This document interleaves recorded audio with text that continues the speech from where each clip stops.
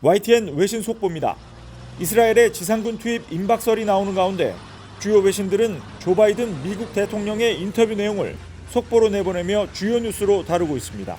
뉴욕타임즈와 워싱턴 포스트 등에 따르면 바이든 대통령은 현지 시각으로 일요일 밤에 방영된 미국 CBS 방송 심층 인터뷰에서 하마스가 모든 팔레스타인을 대표하는 건 아니라며 이스라엘의 가자지구 점령은 큰 실수가 될 것이라고 말했습니다. 바이든 대통령의 이 같은 발언은 이스라엘과 하마스의 무력 충돌이 발생한 이후 지금까지 공개된 미국 정부의 입장 중 가장 선명한 것으로 평가되고 있습니다. 뉴욕타임스는 이스라엘에 대한 바이든 대통령의 기존 입장을 전한 뒤 이번 인터뷰 내용을 평가했습니다. 신문은 인도주의적 위기에 대한 국제사회의 경고에도 바이든 대통령은 그동안 이스라엘의 보복 공격을 비판하지 않았다고 짚었습니다. 그러면서 이번 바이든 대통령의 인터뷰는 미국이 동맹국의 행보를 저지하기 위한 중요한 공개 발언이라고 평가했습니다. 바이든 대통령의 이번 발언, 이스라엘 방문 여부를 검토하는 와중에 나왔습니다. 블룸버그 통신에 따르면 베냐민 네타냐후 이스라엘 총리는 최근 바이든 대통령을 이스라엘에 초청했습니다. 전화 통화 과정에서 이뤄진 초청이었는데 바이든 대통령은 현재 이스라엘 방문 여부를 검토하고 있는 것으로 전해졌습니다. 블룸버그 통신은 백악관 국가안보회의 대변인의 말을 인용해 아직은 확정된 게 없다고 보도했습니다. 월스트리트저널은 이스라엘의 지상군 투입설로 인한 주민들의 대피 상황을 속보로 전했습니다.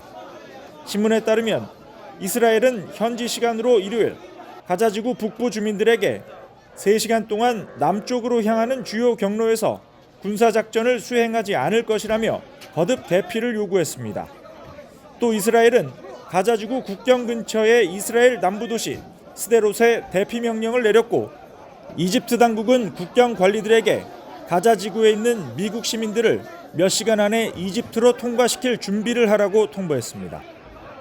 이와 관련해 AFP 통신은 이스라엘의 지상군 투입이 임박한 것으로 전해지면서 가자지구에서 100만 명의 이재민이 발생했다고 보도했습니다. 통신에 따르면 유엔은 현지 시간으로 일요일 이스라엘이 하마스에 대한 폭격을 시작한 이후 가자지구 북부에서 100만 명 이상의 사람들이 집을 떠났다고 밝혔습니다. 통신은 가자지구 보건당국을 인용해 가자지구 사망자 수가 최소 2,670명을 넘었으며 부상자 수는 9,600명 정도라고 전했습니다. 이스라엘이 집계한 사망자 수는 1,500여 명으로 양측의 사망자를 합하면 4,000명이 넘습니다. 미국인 사망자도 늘고 있습니다. 워싱턴 포스트는 국무부 대변인의 발표를 인용해 이스라엘에서 숨진 미국인 수가 30명으로 늘었다며 13명은 실종 상태라고 보도했습니다. 신문은 가자지구에 있는 미국인 수는 500명에서 600명 정도로 추정되며 이들의 생사 여부는 불분명하다고 전했습니다. 미 국무부는 이들의 상태에 대한 워싱턴 포스트의 질문에 답하지 않았습니다. 현지의 심각한 의료 상황에 대한 보도도 끊이지 않고 있습니다.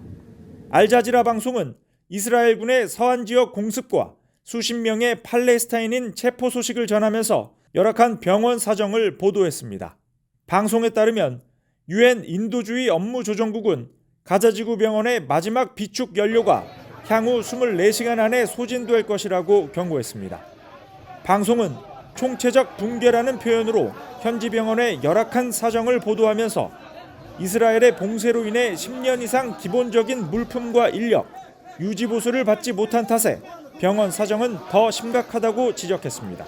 로이터 통신은 가자지구 보건당국이 이스라엘 공습으로 숨진 팔레스타인인들의 시신을 아이스크림 냉동 트럭에 보관하고 있다는 소식을 알렸습니다. 묘지 공간이 부족한 데다 시신을 병원으로 옮기는 것도 너무 위험하기 때문이라고 설명했습니다.